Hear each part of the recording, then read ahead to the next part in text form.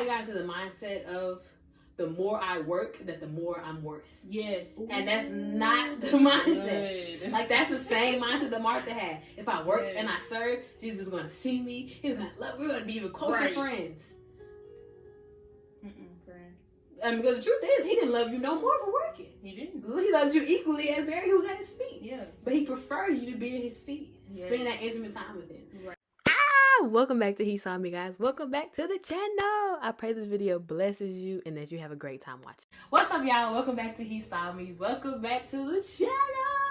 I know y'all proud of me. I'm being consistent now. I know. But y'all, today I'm here with a very special guest. I mentioned her in last week's video with Pastor Sam. Somebody who is the backbone of the Kaya ministry that we talked about. Miss Nisha is in the building. Yeah, before we get into all the things that we'll talk about today, be sure to like, comment, and subscribe. Turn on your post notifications. Share it. I think it will be a really, really good and needed one as we talk about our topic today, which is the importance of serving in the church. I know that often, excuse me too, I'm out of breath, but I know that often, at our age, especially like 20s, teenager, even young 30s, it can seem like serving in the church is a thing we know is good, but it doesn't seem necessary, it doesn't seem important. Right. It seems like something that we see our grandparents do who are in their 60s, 70s, 80s. But today we want to talk about the importance of doing that at our age and how we can really help in serve our churches, and how that's also like a commandment in the word, you know, to serve the body and care for it. And so, yeah, we're going to get into all the things today. But to start off, right, we got to hit with an iceberg like we did. Okay, cool. Last week with Pastor Sam, we did Pick It Up and Preach. And so I had to preach because, you know, preaching is his thing. But today, like, one thing about you, I've learned you're very outspoken, right? You know, you're going to speak what you have to say. So I want to know, what are top 3 of your unpopular opinions? Ooh, top 3. Let's see. Do they have to be like biblical? No, anything. Anything. For one, I would say my top 3 is Chris Brown is definitely the king of R&B. Okay. So I agree. Argue with your mama. Argue with whoever you want to. He is the king. I would also say that. Oh man, this is a great icebreaker, guys. I would also say that you can know somebody, you can understand somebody's personality just by the way they dress. So that's the way you carry yourself on the outside. People can kind of get a glimpse of how you are on the inside. Okay. And I would also say being a girl is hard, but I wouldn't trade it in for the world at all, because I'm just a girl. So that's my top 3. That's good. I felt that last one, because you know guys be a little behind, but it's okay. You know, it's a job. It's all good. But those are really good. Those are really good. My top 3. You know, I ask questions before I think about it, so we're gonna see my top 3. Okay, my top 3 unpopular opinions. Number 1, I genuinely feel like, okay, there's a difference between dating to marry and then treating them when you're dating already like y'all are married. I think it's a huge thing that people get confused of right now, and I've gone over and got confused with that a lot of times too. But that's one of my hugest things right now. Like, you can be like, oh, I want to marry him, or I want to marry her, but don't treat them already like they're your husband and wife. Right. You can get jacked up in the head. Number 2, ketchup is disgusting. It's the worst thing that ever got invented. You hate ketchup? Absolutely. Actually, I hate all tomato substances. So I really think that the tomato is probably part of God's curse for the world. That's how I feel about bugs. I agree. 100%. Low key, anything is not human, but you know, anything that flies or have more than 4 legs, you can miss me with it. You can rob me with it. For real. So that's my second one for sure. Ketchup. Third one, I have so many because I'm so picky on everything. But I would definitely say, just because all your food is going to the same place doesn't mean it has to touch. I am pro no food touching. I gotta disagree with you, Gav, because when Thanksgiving hit, I'm mixing up everything. No, the only thing I'll do is macaroni and yams. Okay. Mac and cheese and yams, that can That's work. a start. That's it. Everything, I And have a little dividers. turkey. No, I have dividers on Thanksgiving. Oh my God. You have to add a little bit of turkey and it's gonna change everything. I really get 3 plates and just have different. I do that every time. I'm better though. When I was a kid, I used to switch forks and knives. Are you serious? I didn't want the same juices. Oh my God. God. I literally was like, I either switched or I went to go to the next thing without like scrubbing my fork. Girl, my mom would not have that. Go ahead and finish that with that same fork and you wash them dishes. So it got to a point my mama was just like, you better just wipe them off. At this point. Or they were started getting like, what is it, like utensils, the plastic utensils. Oh, yeah, yeah. She wasn't gonna wash all them forks. No. But in my grandma's house, it been fly. She made me eat everything. So I was leaving leaving it go. Yeah. Sitting there. But yeah, those are my top 3. So yeah, those are our icebreakers to break it in before we just go straight in. Y'all know how we do. But wow, to start it off, let me just say, it's not even just for the camera, it's real life. Let me just say, I appreciate you so much because like that's why I felt so led to do today, because we're talking about hospitality and right, and then just the whole gifts of administration and how to serve in the church and all the things. And I feel like for me, when I first walked into church at Kaya years ago, I feel like it's been 10 years, but it's been like 3. Right. But 3 years ago is still a long time. But when I first walked in, you know, it's a new environment. It's a little scary. You know, my friends had invited me, but they wasn't there yet. And so I walked in, and I literally remember you and Julie were the first 2 faces I saw. Oh, wow. I remember that like it was yesterday. And y'all were so funny. Y'all were nice. Like, it was just so welcoming. Oh, and so even before my friends got there, I just felt like, maybe they ain't too, you know. Yeah. I tried a lot of like little young adult churches out, but you know, sometimes kind of. Yeah, just a little forced. Yeah, a little forced, a little weird, a little like trying to use slang to make you feel cool. Yeah. But y'all were cool. Like, it was like very good. I mean, plus also y'all were young too. But like y'all were still very welcoming. I've also like been in environments with other youth adults, churches where like the youth who know each other, like the young people that know each other, they're all like very cliquish. Yeah. You know? Yeah. But y'all, you couldn't tell me that we wasn't like family on day one, you know? Right. And I think that even though a lot of churches try, not everybody, you know, does it to the best of their ability. Right. But I feel like Kaya is one of the best to do it.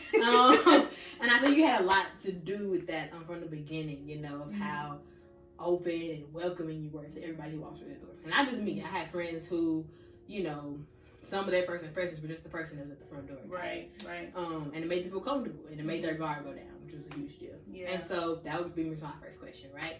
How do you think someone should be greeted when they first enter into a church, from your experience? Well, first I would say thank you so much. I really appreciate that because that gives me even more hope and know that, you know, God instilled this gift in me. Yeah. And is so important. But to answer your question, the first thing I really do is pray. Before I get there, as I'm getting ready for Kaya, or if I'm setting up, I just really pray for that service and just, you know, like, well, God, open up my heart and, you know, help me to love on your people the way you love on me. Which brings me to my second point, is that love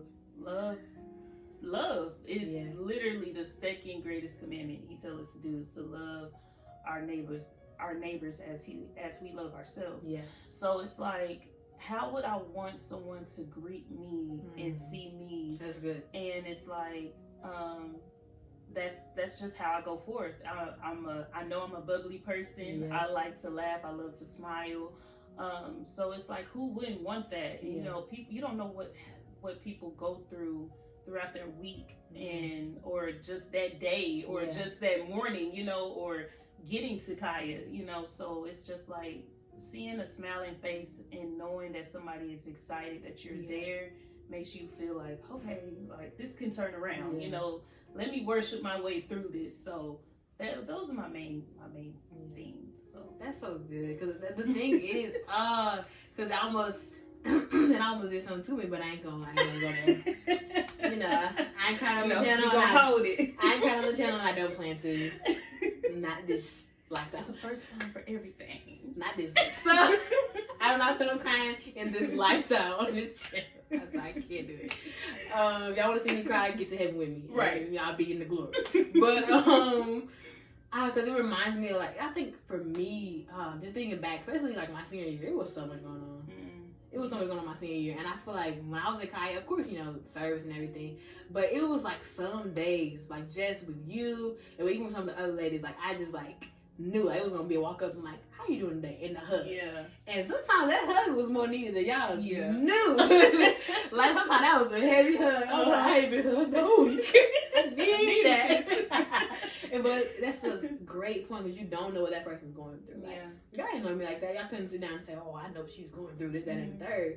I'm over here trying to figure out my life in college, all the stresses and everything, going through a breakup, that I was gonna die, you know, everything. And so it was like those hugs and that how are you was like so genuine. It didn't feel like a how are you of like, it felt like I could have actually told y'all, like if I wanted to. You know, I was a little shy, so I wasn't gonna say it, but I could have actually told you to. Like I didn't feel like a, you know, how are you in passing of how are you? Hope you stay good because I'm walking. You know, but a genuine how are you? And a genuine hug, you know. And some of them days were so heavy. I feel like that really brought the light in for sure.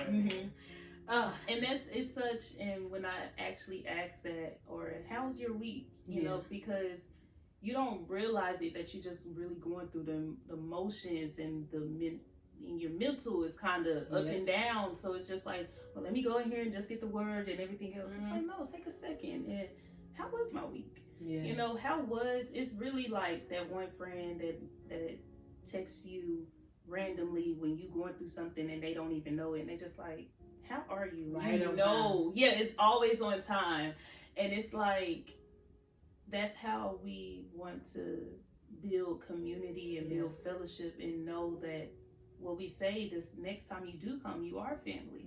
And a friend do check on you, a family member checks on you, right? So it's like, I care about what you're going through. I'm going to fight for you. I'm going to, you know, we're a team. So whatever you're going through, I'm right there with you. And I tell people that all the time, like, we're here with you, we're praying for you. And it's real, because life be lifing.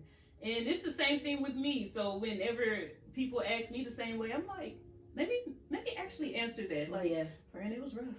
It was rough, but I'm glad you're here so we could worship together through it, you know? So, but it's knowing, because I've been there, you know, I'm the oldest of two little sisters. A couple of, at my home church at Cedar Valley Christian Center.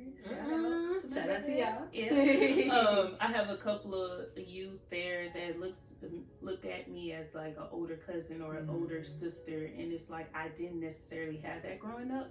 So when I do see others, especially like you, I didn't even realize you was in high school. I was like, man, you in high school? How old am I? But it's like just knowing, like, knowing that somebody is taking that second, it's like, I see you. And that's what I always pray, that, you know, hearts are being touched that way. And knowing that we do see you, and I truly do see you. So, and I want to know the long version, you know, not to be nosy, but knowing how I can be that strength if you don't have it, or how I can pray for you, or how I can, you know, make your day, or how I can put a smile on your face or something, you know, or just simply just knowing that, hey, I see you, and you gonna get through it, being that encouragement. So that's definitely true. And I think that even going from that, we were talking about how, you know, how important first impressions are, like going to the church, how important it is for, if your serving area is greeter, or if it's just like, even if your server looks like you just coming from the restroom, you see somebody and you want to hug them and you want to talk to them. Like, I think that, like you said, the important thing was you help those people feel seen, like the whole team did. And so I think it's super important that, like, sometimes the first person a person sees in the church, it could be that person's job to make them feel seen. Exactly. You know? Exactly. And so I think that's really, really, really crucial, right? And I think that also there's a level of humility that it takes, right? To just be in the position, I don't even want to say just, to be in the position of just someone, I keep saying just, I don't want to say just because like that diminishes it, I feel like, but to be in the position of someone who greets, someone who serves, someone who does things that are a little more behind the scenes, right? Because we know that a lot of times the gifts that are focused on The preaching, the teaching, the singing, things that are more in front, which are beautiful and needed. But they're all equally beautiful and needed. Yeah. And so for you, well, first let's go into what is your. Do you have an actual title? So, so basically, yes and no, but basically I'm Sam's right hand man. Yeah. So with whatever his vision is for Kaya, I'm basically setting up their details, not for just Kaya, but for him as well, and helping him meet that vision and that God gave him to bring to life. So whether that's, communicating with others or trying to get volunteers or getting dates ready for meetings or helping finding who would be great to serve here or there or I'll do a bit of everything. So just finding where things can be, how we can set up the sanctuary or what can we do differently to bring, the service a little different, give you a little different aspect or something, or a different atmosphere, whatever it is. I'm basically filling in those details and bridging Pastor Sam and Kaya together. So helping them to see the vision as well, but also helping them let them know, hey, we need you guys so much to bring this to life. It's not just what God gave him, and it's not him, but it's all of us as one body. Yeah. So. That's good. So that's what she's not just. I was using the whole, greeter example and the whole welcoming in, because that's the very first capacity I saw her in was greeting and welcoming people in. But now, big dog, she got now she's even more into doing a lot more things with everything she named, all the administration and the details, and really backing up Pastor Sam, who last video the pastor of Kaya, and so with that, it's still something that happens behind the scenes, right? All those details, the phone calls, all the things you're working on is usually behind the scenes. It doesn't get seen in front of the church. Yeah. And so back to my original question, that takes a level of humility, right? A lot of people are eager to get in front, eager. Yes. And so how would you say humility has played a part in your role with you staying faithful and doing what you feel God's called you to do with the details? So, I grew up in church. My granddad was a pastor, and now my dad is now the senior pastor. And just within that, I did serve, but I was pretty much doing the main PK of it all, praise dance, I sing with praise and worship, and I'm the oldest daughter, or the first child, the first born. So they was I didn't mean to interrupt you, but you know what? We need to be able to sign some type of petition so that being a PK could be in your resume. Yes. You get turned in so many areas. So many areas. You get thrown anywhere and everywhere. Adjust. And you just adjust like that. It's so many skills that come from that. I need to be able to put that on my resume. I had to tell people, I am not a teacher. Do not put me over there. And they did. So it's I was teaching teenagers and I was 12. I'm not a teenager. I literally was teaching a teenage class and I was 12 years old. I was up there doing children's church. I'm y'all want to watch VeggieTales? Give them some snacks. I'm up there snacking with them and watching. I'm oh Lord, I'm supposed to be teaching. They walk out on the playground too. Did y'all understand? Good. Ask your parents as you get back, okay? When you go back in the sanctuary or on the way home. So I understand, but it was more of, I feel like the generation before us just had, or some people just see it as a church, oh, you're a PK, so you're definitely going to be the praise and worship leader when you get older. It's okay. But when I started my journey with God, and I was just kind of asking him, because before being a part of Kaya and being a part of leadership, it felt like I was just there. And Pastor Sam can vouch for me. So I used to talk to him and some of the leaders on the team individually and just be I'm not good at technology. I'm not good at, taking photos. Definitely can't preach. Do not put me up there. Cannot teach. Do not put me up there. So it was just like, it was a lot of, it seemed like that was the main thing that was going around. So, but God just showed me, like, you know, basically serving and being in the background is also more important as well, because it's like, without them or the people that works background, things do not go around well. Like, the pastor had, well, God gives the pastor a vision, and I can vouch for this because, like I said, I grew up in church. So when they have that vision, they say it and go. Right. And it's like, well, all right, we know where we need, we know the ending, but what about the middle part? You know, like, that's very important at how you're going to get to the end, right? So it's like, just knowing that, being able to be organized, because God also do things in decency and in order as well. Sure. So it's like, if he does that, who are we not to do his house that way, or serve that way, or even, you know, whatever we do, everything, nothing should be chaotic. Nothing should be haywire, crazy, confusion. Nobody want to work in frustration, or, you know, or feel like they're alone and doing everything, because it gets overwhelming. So it's like, once I learned that I'm basically that bridge of the gap there, it just felt like, you know, this is important. You know, people do, instead of just going to him, I'm able to answer their questions and steer them in the right direction, or just let them know, like, hey, we do hear your concerns, or we do hear your ideas and stuff. Let me present that to him, because he sees a pastoral viewpoint instead of sometimes, you know, our viewpoint of who sits there and listens to him almost every Sunday. So it just works out that way. So I love what I do. So I love it. You got to be teacher. You taught that very well.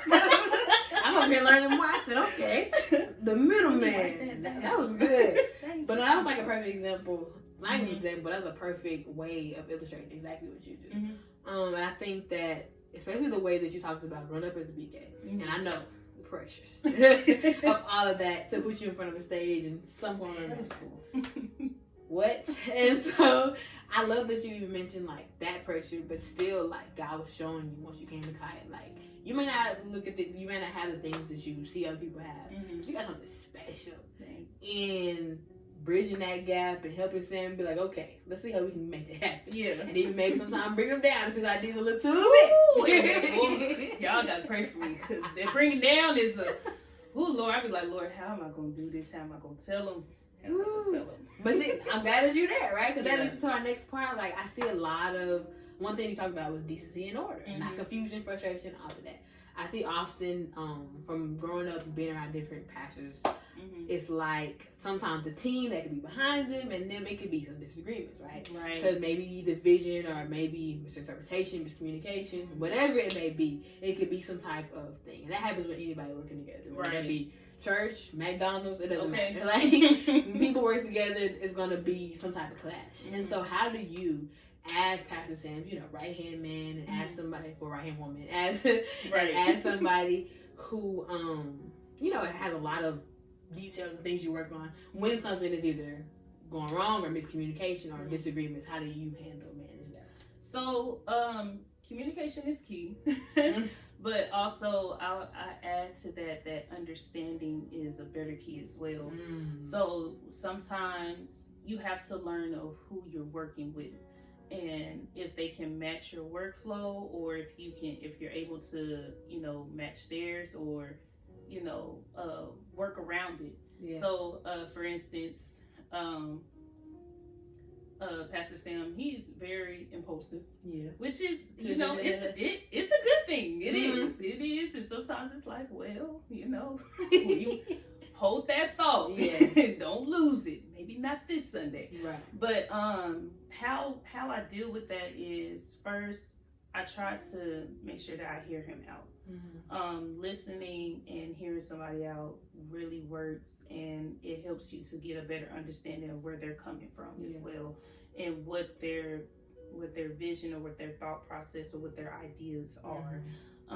Sometimes we do bump heads. Sometimes we do clash, and when we do, I would say he's better at it than I am.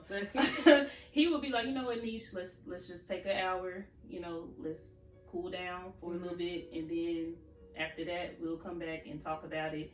And we'll explain our issues very calmly, and we'll be like, well, I thought you was trying to say this, and that, but because the way you reacted and what you said, it just came off that way, you know. But definitely communication and understanding is key, but also knowing to remember to honor your leader. That was a big one, not even at Kaya, but even at my home church. Like, it's not dad right now, it's pastor. You know, it's not friend, but it's not friend, it's actually pastor. You know, it's so church is a family, but it's also I don't want to say business, but it's also a good organization. So God appoints one leader.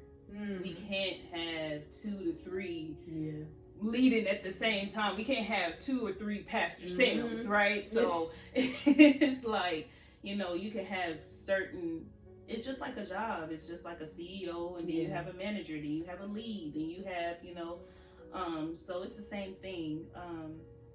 Knowing that once I get an understanding, like, okay, even though I feel like some ideas like, I don't think we should do this at all, or I'm not for it, I try to remember, and sometimes he reminds me that he gonna love that part.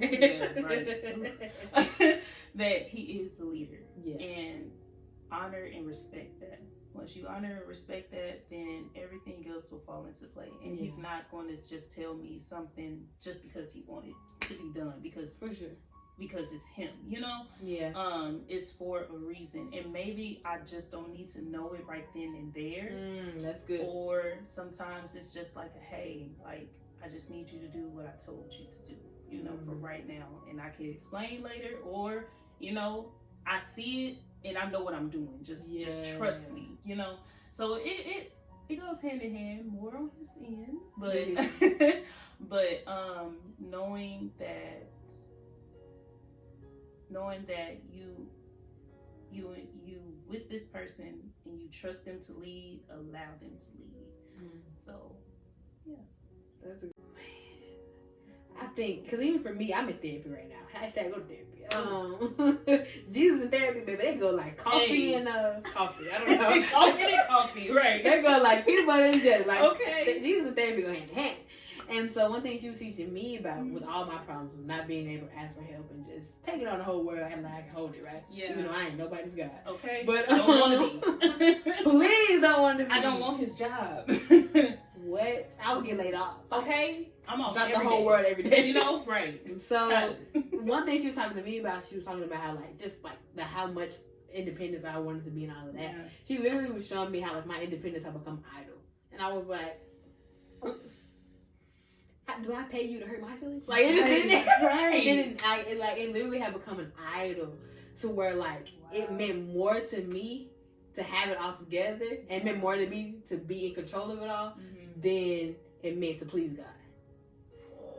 Yeah. Now you beat me up. But that's where I struggle with. I idolize being busy, as in thinking, oh, I'm doing the Lord's work because I'm in the Lord's house, or I'm for His people. Yeah. Was he in it? Did he tell you to do that? Ooh. It's like, it's just so simple. By when you really allow God to lead you, like you're going to receive that rest. You're going to be able to stand on your boundaries. And you're not going to feel any type of way with it because you're at peace. You feel His peace with it as well. And it's hard to admit, because I'm not even gonna lie to y'all. I got convicted of that like 2 or 3 weeks ago, and I was just like, I feel it. Let me go ahead and But that's so good, because sometimes we think that what we're doing, serving in church or serving for his people, means that we're in his will. And it's like he would have guided you and told you his will for you. That might be in his will, but it's not for you. Allow other people to serve. Allow. Man. There's plenty of jobs or plenty of ways to serve than what you're taking on. Yeah. So I definitely agree. It hurts, but what? Yeah.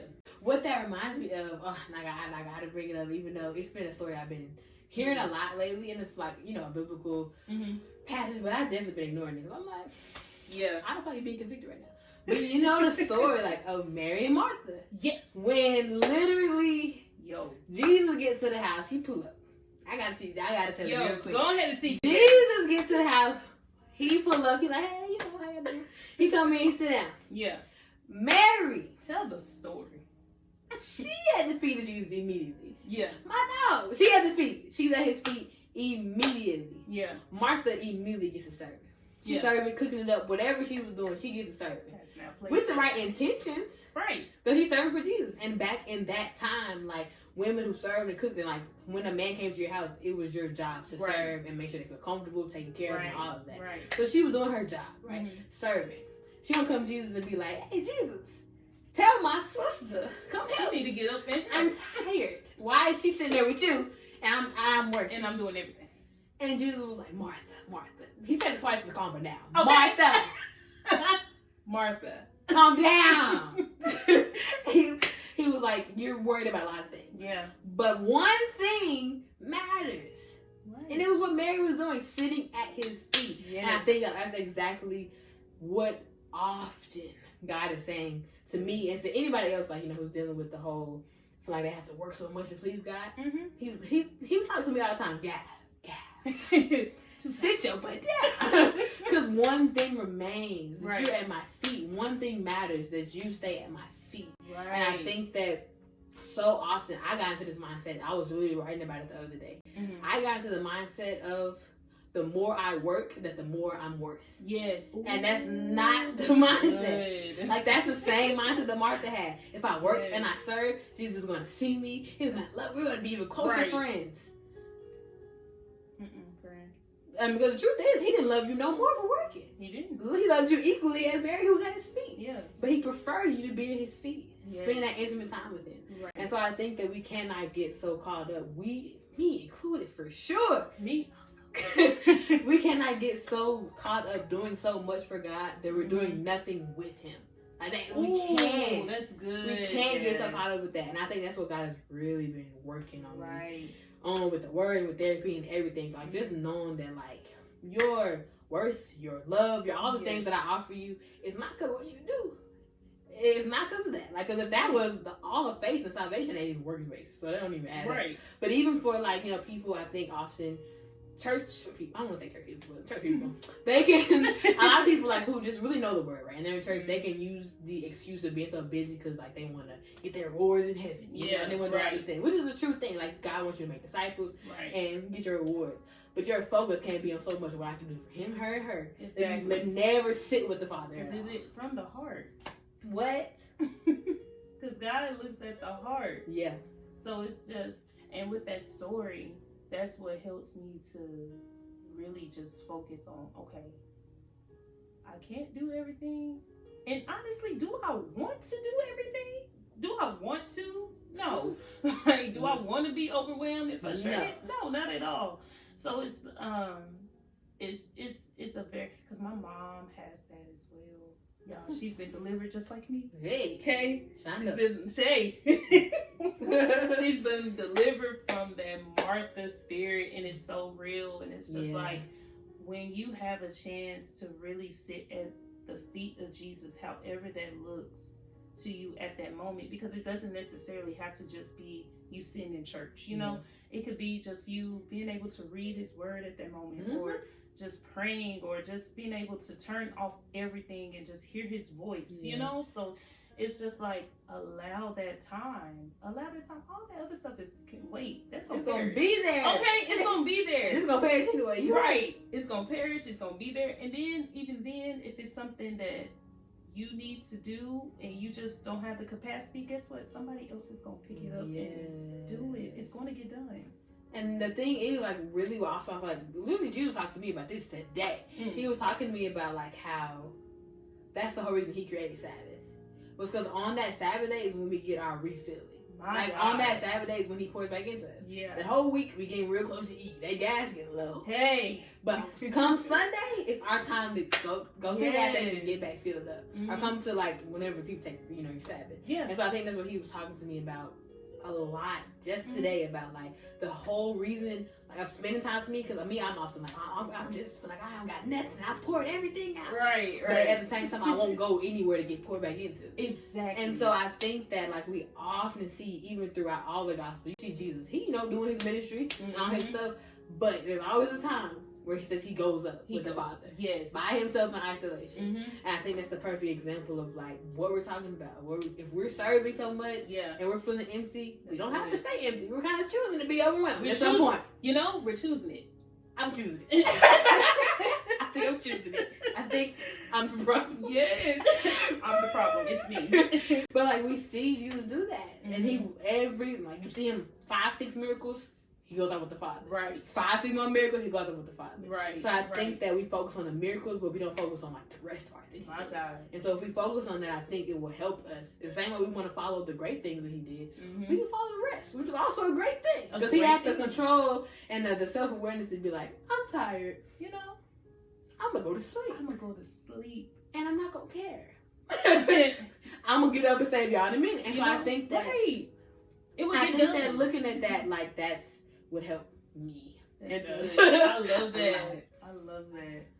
I love that. And it, like I said, like, it sometimes it can feel like a tough pill to swallow, because especially if you have like just a heart for people and you want to be the solution. You want to try to help and solve everything. Baby, that's God's job. Okay. He got it. That's God's job. That's why he got it. That's why he said, give it to me. You ain't qualified. You ain't. Ain't nobody. What's on your resume? No, I ain't even accepting no resumes. You keep submitting. I'm not even looking.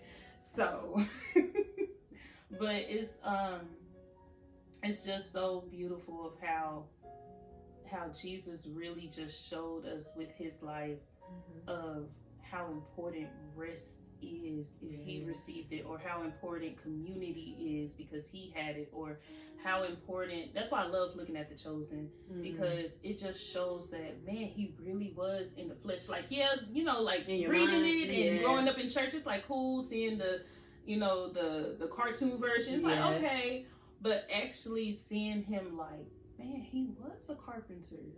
Wow, he did preach. Yeah. He did isolate himself. He did have his 3. Yeah. You know, it's okay to have that close friends. You know, it's all right.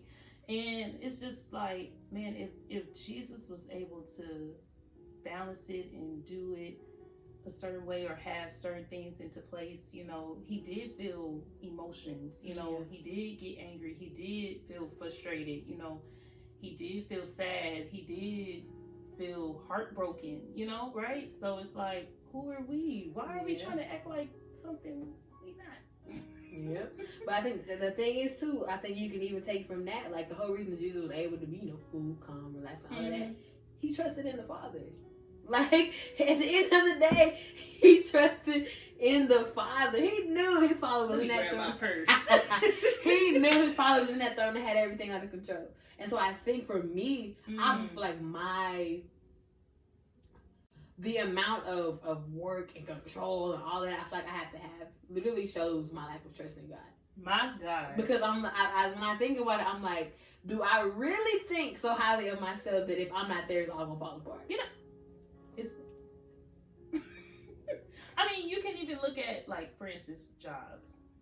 You work, you do your job to the best of your ability, or you see people do their job to the best of ability wherever they are, whatever the hierarchy is. Yeah. And when they pass, it's like, oh, my condolences. And then the next week or so, you see somebody else filling it. So it's like, it's going to get done. I got service out here. Oh, plenty. You lucky that you answered the call. You're on a thin line anyway. You know what I'm saying? You are no better. You are no better. But it's just like you said, like, hey, that was good. Say it again, Gav. I just said, like, the emphasis that I put on, like, work and producing and all of that shows my lack of trust in God. I can trust in God. I just think that it clearly shows, like, I think, especially from my perspective, I think I can have the thing of, like, I have to be there, though. I have to be the one to do this. You know, you have that mindset of, like, especially if you feel like you're kind of skewed in that area, nobody's going to do it like how I do it, you know? Or nobody's going to have that person's back like I do. That's why I got to answer the phone at 3 o'clock in the morning, even though I've had a rough day. Ooh, that pride. You know? It's that pride of, like, no one's going to comfort them like I can. Right. If you sleep, God will. And maybe that's what he should be doing anyway. Right. And so I think of, like, it's like, but it also reminds me back when I was in theater. I was a theater kid. I'm never saying it. And so I love it. back when I was in theater, like, I remember one of our stars, she got, like, hurt the day before the show. Like, one of the main characters. And I asked my, our little, what's people call, whoever they, the director lady. Yes. So I asked her, I was like, what are we going to do? Like, homegirl sick. She said, why she have an understudy? Right. She said, show must go on. I said, oh. Show must go on? She didn't care. And that's how God is. It's going to go on. It's going to go on without you or not. And my thing is, too, is like, how are you so caught up into working to where when are you going to find the time to learn? Right? So it's like, you so caught up in serving, or I got to get this, or I got to make sure this is ready to serve, or I gotta make sure I have a team here, or let me go fix this, and it's like, by the end of service, you didn't hear nothing. You didn't get filled up. All you got was overwhelmed.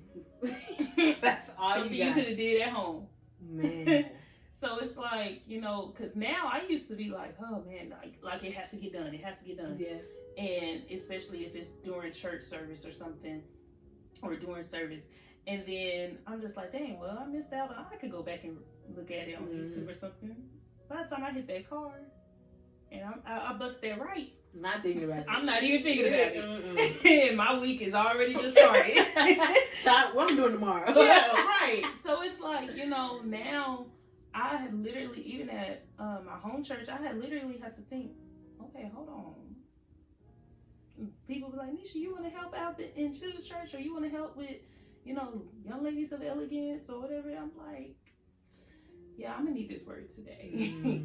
I'm gonna need it because I had a hard week. Yeah. I need to be refreshed. I need God to restore me. Yeah. I need to hear. So I need some encouragement. I need some hope. I need some joy. I need some healing. Yeah. You know, I need something. I can't just keep missing out on what God.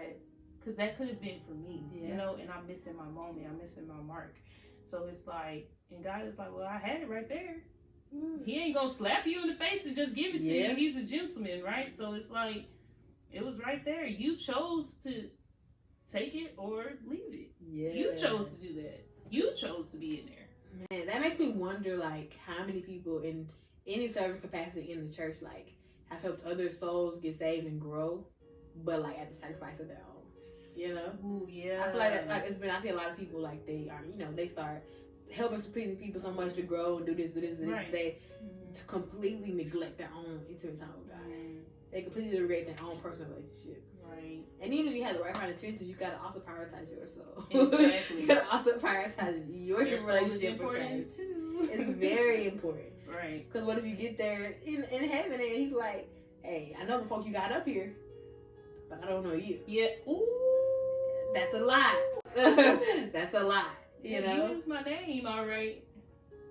Ooh. It literally says, like, you say you prophesied in my name, you teach in my name, you do all that, but I don't know you. So that, I mean, that shows there are people who are serving. And they probably, they're the same teachers, preachers, pastors, servers, I mean, no matter what position in the church. Like, they probably did really touch people and probably did help people get to heaven. Yeah. But what is it for if you get there and he's like, was it good? Is she in the book of life? Right. No, sir. And you're like, oh, no, sir. So yeah, I think it's crucial and important to prioritize your soul, and of course, I ain't talking about your rest. Your rest. And it's a balance, right? Like it's important to serve God's people. It's important to be there. It's important to be committed to what you said you were going to do. So if that means you're a greeter, then you are a greeter. Don't, well, I ain't feeling it today and it's been a month. Like, okay, you ain't doing something right for it. Right. So it is a balance, but when you need to be restored, that's why it's so important to ask God to reveal yourself to yourself, because He will let you know, like, hey, your capacity or your cup is running low. Yeah. I need you to get back in my word. I need you to take a break right now. Yeah. And I need you, because look at Jesus. He took a break, but He also went back into ministry. That was the Holy Spirit right there. I told you, that's easy to get back. He's in the room. Hey, come on in. Woo! But He went back into ministry. Yes, He did. And though, like, even with Lazarus, like, He wept and He cried and He felt. Even with John the Baptist, he had his time to feel his emotions and be sad and what they do, they ripped their clothes and threw ashes. He did that. But that did not stop his ministry. He's the text man. Hey. That did not stop his ministry. And I feel like I just had to address that for the ones that was just like, oh, well, I serve. And yeah, you could say you're on the team, but are you actually doing it? And it's a point of time to where we have to have that have a little bit of self-disclosure, but also have that self-discipline to where it's like, man, I had a tough week, but I gotta be there. Yeah. I have to be there because somebody else might need to see, oh, she had, a lot of stuff going on this week, but she still served. Yeah.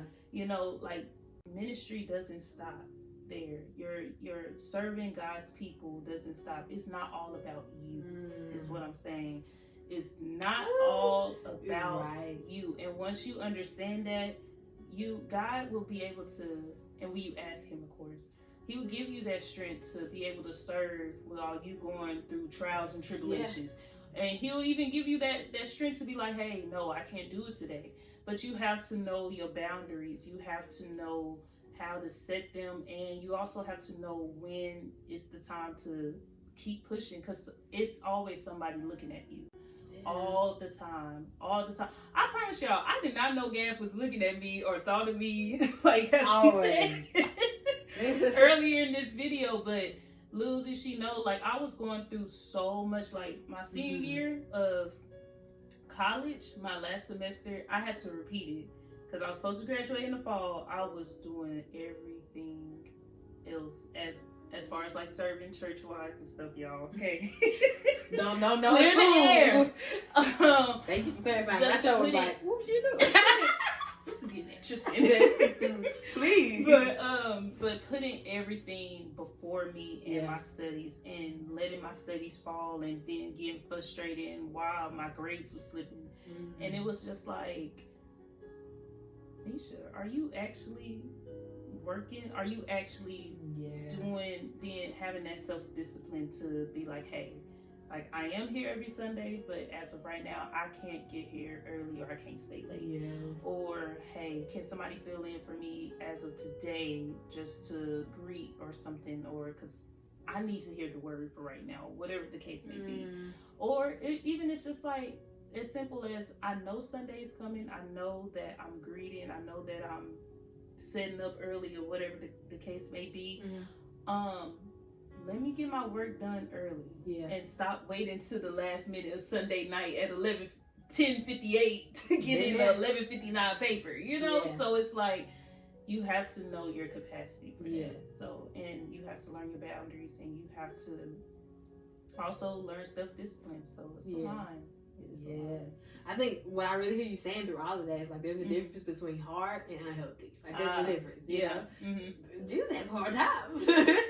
I was sure he was tired. I'm sure he was frustrated. Sure was. He trying to serve and heal, and then he got the people in front of him saying, "You ain't the real Messiah." It was a lot of frustration. People, it was a lot going on. He had to flip some tables. It was a lot going on. Right. But it wasn't an unhealthy point because he was doing rest. So I think that like you said, like the two differences of like, okay, on days where it's like been a rough day, serving is hard. You know, but it's not an excuse not to show up. But on days where like, yeah, I'm trying to get this degree, and y'all asked me to do 12,000 jobs. Yeah, it may get a little unhealthy if that's all that we're doing. So you know, it's definitely that balance between like, okay, this is hard, but serving when it's hard, that's part of the job. Right. But when it gets unhealthy, you might really need to ask God, wait a minute, do I need to be doing this right now? Exactly. And if I need to be doing this right now, is it to this capacity? Right. Because he may tell you, like he said, do every other Sunday, or he may tell you to do like, I can come to the second service, but the first service I gotta, all of that. Right. And so it's definitely that difference. Man, I don't even know how we got to you convicting me and just all these things. We were talking about gifts, and then I just got asked about rest, and then somehow we went to my independence problems, and I don't know. Holy Spirit just having his way, huh? Oh, I need a bandage and everything. Oh man, ice pack to the head, all of it. Yeah. Oh Lord. So even just to end us off from this heavy episode for me, what Lord, I always end it with I guess giving some type of encouragement about the topic of today. So for us, what encouragement would you give somebody who has the same gifting as you? Like they hospitality and administration wise, like all the details are their thing, and they are the behind the scenes gonna put things together type of person. But they may be feeling like how you kind of felt at first of like all the other gifts, the more talkative gifts in front are more glorified. So they're kind of feeling insignificant. What advice would you give them about having y'all same gift and how they, aren't insignificant? Well, I would first say that you are very important and you are here for a reason, because if you were not, you wouldn't be here. Right. You wouldn't be breathing right now. So, the word talks about that we're all part of the body of Christ. So there is a head, there is a finger. When you think of a body, there is, eyelashes, there is toes, there is, a head, there is an elbow. There's something, and everything works together and functions together. So you are very important. I will also say that love God and love people. Allow God to ask God your capacity, know who you are, what's your best at what's your best gift in serving, whether it's greeting, whether it's a pastoral, whether it's praise dance, whatever it is, whether it's even just setting up, taking down, if you're an introvert, because you never know, you meet the best people there, and you never know who's just looking. But also love people, love God's people. They going, just like how you have issues or going through things, so is everyone else. And you can also learn from other people. You can see other people serving, like, man, they had it rough, or I know they're going through some time, but they're believing in God and they're here. Or, man, I've been thinking about so-and-so. Let me send a text and just let them know, like, hey, I'm encouraging you. I'm here with you. Would love to see you Sunday serving or, worshiping, together. So just be an encourager, be a person of love. Treat people how you want to be treated. So those are my top things. That's good. Oh man. Well, thank you, I guess, for coming. No, thank you so much. I think it was a lot of wisdom and a lot of conviction and a lot of really needed things that we discussed here today. Thank you so much for your presence and just for being here. Thank you for allowing me to be here. Of course. So, is there anything that I like to give a little shameless plug at the end for anybody. Of course, for last episode, it was Sam and the whole Kaya and and everything. So, anything, whether that be babysitting business or your own personal anything you got going on that you would like to people to follow, support, anything? Go ahead. Well, sure. Like I said, I'll do child care. So, Kids University, we're located in Lancaster, which is the location I'm at. Lancaster, Cedar Hill, and Dallas. We go from ages 0 all the way up to 11 years old at the Lancaster location, and 0 to 4 years old at the other locations for preschool.